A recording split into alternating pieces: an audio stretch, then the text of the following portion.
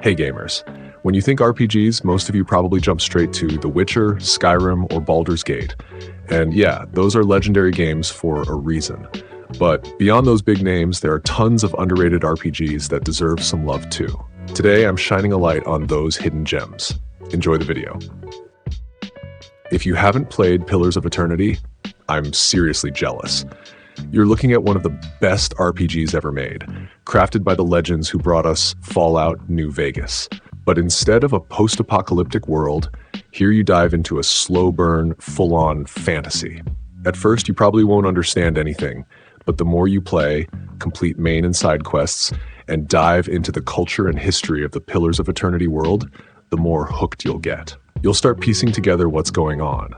The lore and story here are seriously deep, and everything is well written. Combat's pretty unique. It's not exactly easy, so you won't just breeze through the game, but that's a good thing because it makes you think. The characters have a ton of skills, and the party lineup can be super varied, which keeps the battles just as diverse. Long story short, if you haven't played it yet, you've got to try both the first and second games. If you're down for anime-style graphics and more dynamic combat with telekinesis, how about jumping into Scarlet Nexus, a game with two brainpunk-style storylines? I'd sum it up as an anime comic with some hack-and-slash gameplay sprinkled in. And I mean comic, literally. You've got a squad of superpowered teens fighting cyberpunk necromorphs. During combat, you can borrow your teammates' abilities, mixing and matching to create your own killer combos. The combos? Yeah, they're seriously epic. Explosions, squishy sounds, and all the flashy effects that make combat feel awesome. The characters, their stories, and the dialogue are some of the game's biggest highlights. The story is delivered in manageable chunks, so you're not drowning in text all at once, unlike a lot of games, and the progression never feels like a drag. Plus, after each mission, you get to head back to base and chill for a bit. Oh, and heads up, you're not just playing with one, but two main characters.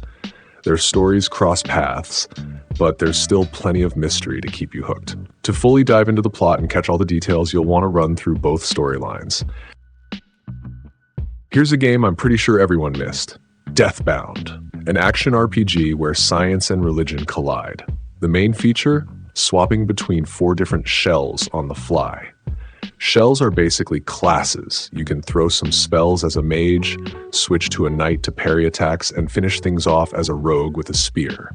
Each shell has its own weapons and skills, and you can't swap them around. A cool twist is that the shells actually talk to and argue with each other, especially after death, which adds some humor to the whole thing.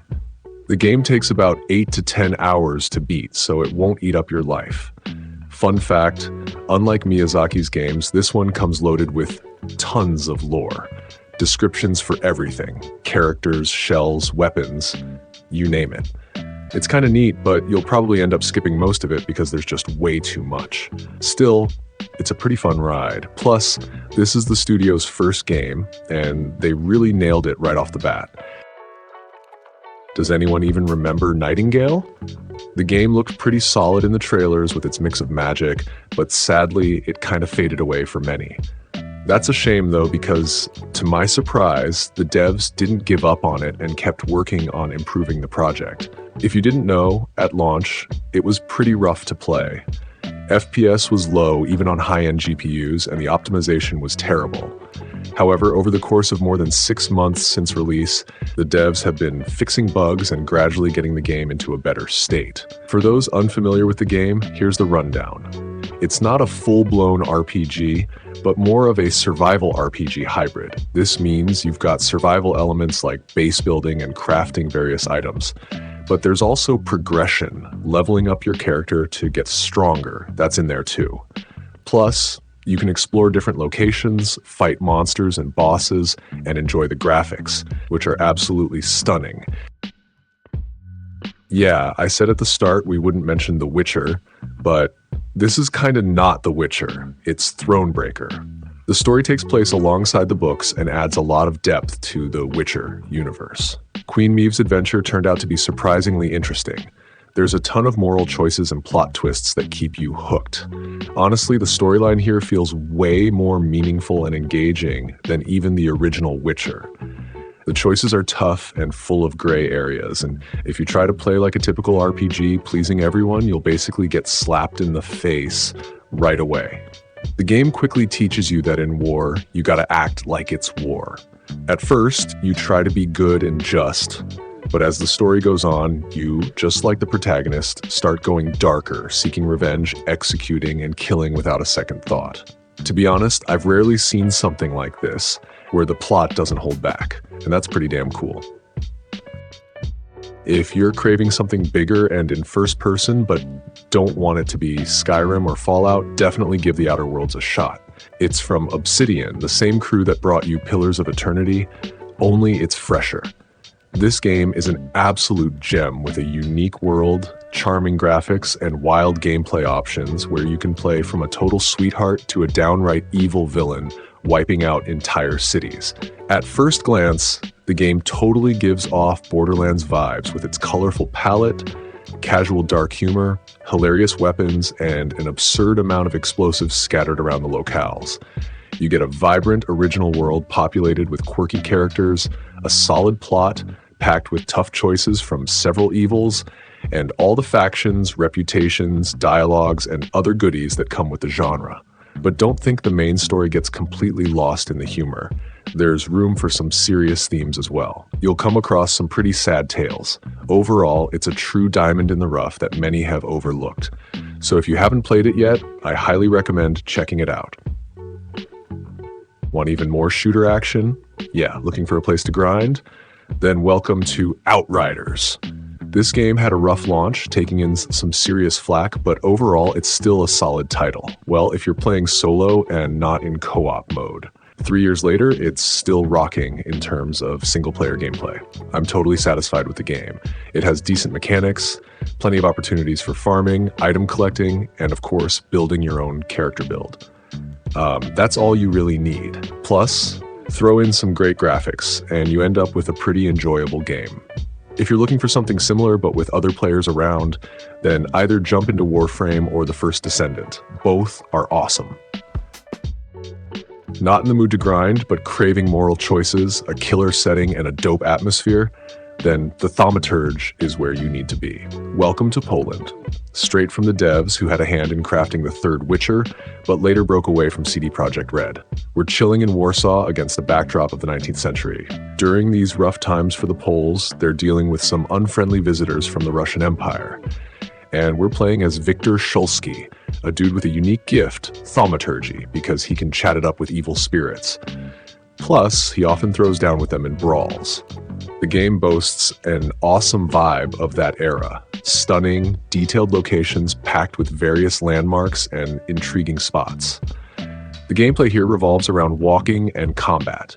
There's definitely enough for tactics fans to enjoy, but I'd recommend cranking the difficulty down to story mode and just blitzing through, wrecking those rude faces. First and foremost, you'll want to dive in for the story. Just know that it starts to lose a bit of steam after the third act. And now let me show you something really beautiful, Ken Follett's The Pillars of the Earth.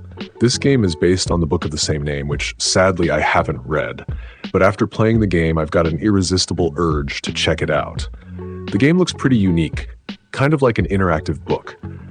The developers at Daedalic totally nailed it in capturing an entire era.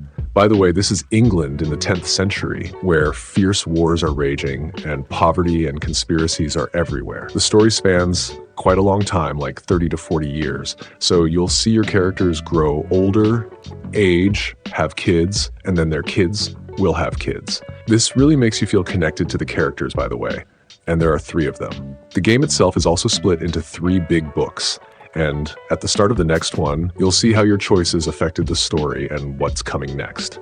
It's somewhat similar to the gameplay in Life of Sir Brante if you've played it, but the visuals here are definitely better.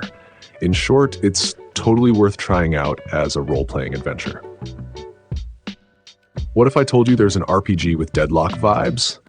That's the Lamplighters League, though it's not strictly steampunk. Set in the 1930s, you're pulling together a squad of different characters to dive into espionage, stealth, and straight up taking out enemies. Visually, it's pretty slick, but the gameplay really kicks in around the halfway point. Hopefully, the prologue doesn't throw you off. It's kind of drawn out. As for the mechanics, it's all about squad building, with each character bringing their own unique flavor to the team, just like it should be. Expect tons of stealth and a load of character abilities, plus they've got different classes too.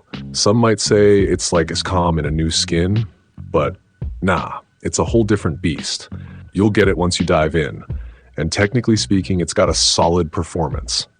So if you missed out on it, now's the time to catch up. All right, that's it for the underrated RPGs you need to check out. You don't always need the big titles to have a blast. If you've got more hidden gems that deserve some love, drop them in the comments. Catch you in the next one.